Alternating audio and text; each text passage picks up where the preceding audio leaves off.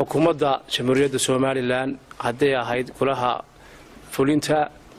golaha guurtida iyo golaha salaadiinta culimaadudiinka saxaafadda dhammaantiin shacabweynaha reer Soomaaliland waxaan idinku salaamayaa salaanta islaamka salaamu calaykum waraxmatullaahi wabarakaatuh waxaan kelmad message u diray salaadiintii ka hadashay magaalada Hargeysa ee isugu jirtay Isaaqa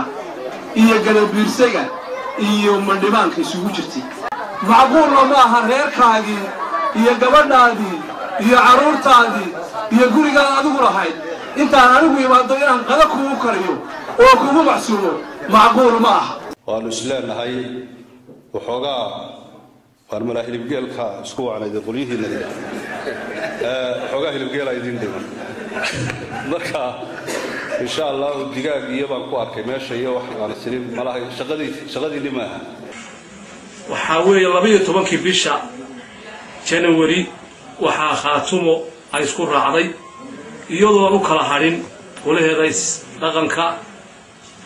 oo 13 ka kooban marka lagu daro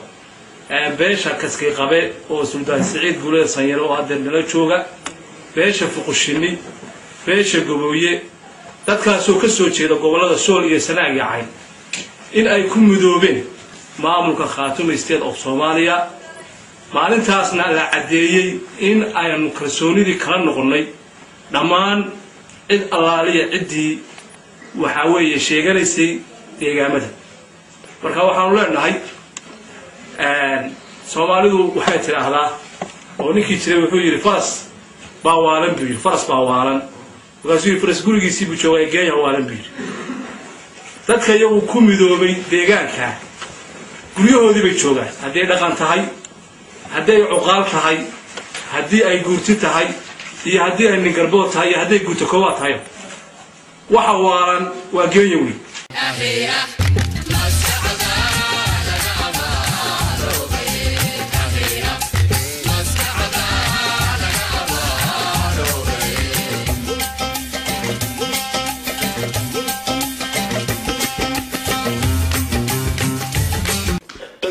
Soomaaliland weeye deegaankuna waa Soomaaliland weeye cidda laga doonaya in ay ka shaqayso oo midnimadeeda iyo calafurnaanteeda iyo isku xilkeeda waxaan u malaynayaa marka xukuumadda laga yimaado waa raggii horena u joogay